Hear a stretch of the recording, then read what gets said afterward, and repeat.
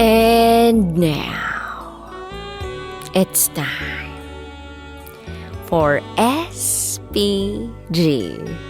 as in Super Packinern Secret File.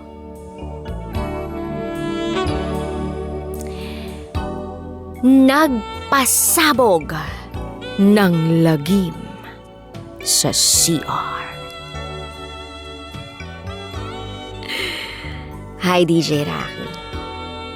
Gusto ko ring ibahagi ang kwento kong pangmalupitan, pangmabangisan, at pangmalakasan. Itago mo ko sa pangalang Thea. At ito, ang aking SPG, as in Super Packinern Secret File. Nakapakinig ako ng programa mo noong October 15. At napakinggan ko ang SPG Secret File ni Beatrice. Nakarelate talaga ako. Kaya eto ako ngayon. Ikukwento ko ang isang hindi ko makakalimutang pangyayari sa buhay ko. Isang sikretong pet malung pag-usapang SPG. Second year high school ako noon, DJ Rocky. Oras ng klase. Mga bandang 2:00 ng hapon. Nang biglang humilap ang tiyan ko. Nung una, dead matology lang si ate mong girl. Kasi baka false alarm lang. But for the second time around, may parang gumugulong na naman sa tiyan ko. Parang sasabog na ang ulo ko sa sobrang pagpipigil. Yung feeling na parang sinasaniba ng dyablo. Papunta na ako sa pag-iiba ng anyo.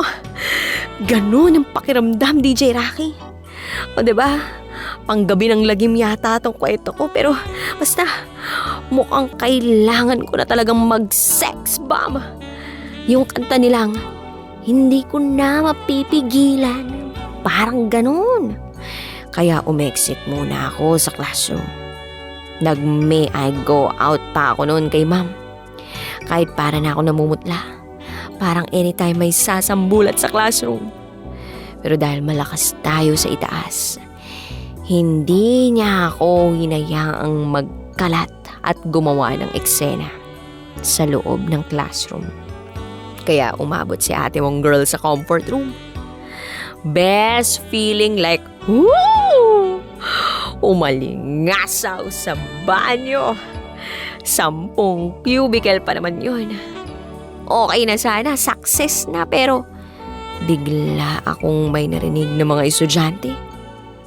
Ang baho naman nun. Saan kaya yun? Narinig kong sabi ng isa. Siyempre, hindi ako makalabas ng cubicle kasi nasilip ko yung 3 classmate ko.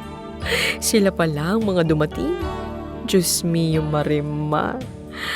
Paano ako makakakuha sa drum ng pambuhos ng tubig sa aking Jerbox?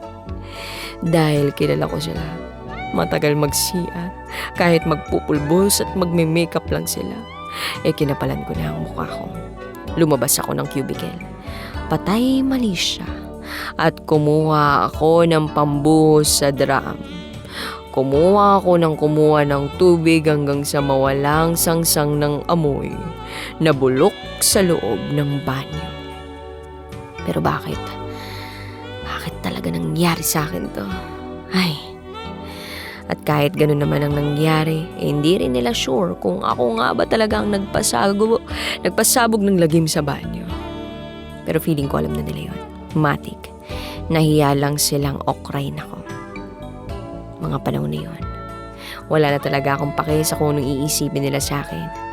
Ang mahalaga, nakaabot ako sa banyo.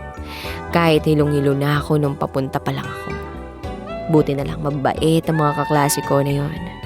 Hindi man nila ako napakopya wala naman akong narinig na chismis na may nagpasabog sa banyo.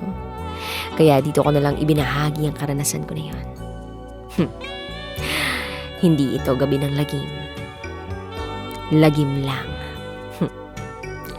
Muli, ako si Thea.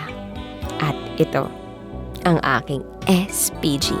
As in, Super Bacchanerd Secret File. Always your number one. SM Radio Station. Love Radio. Kabisyo, nakarelate ka ba sa secret file na binasa ko? Kung nakarelate ka, mag-subscribe ka na dito sa aming YouTube channel at pindutin mo na rin ang notification bell para updated ka sa mga susunod na episodes ng DJ Rocky Secret File.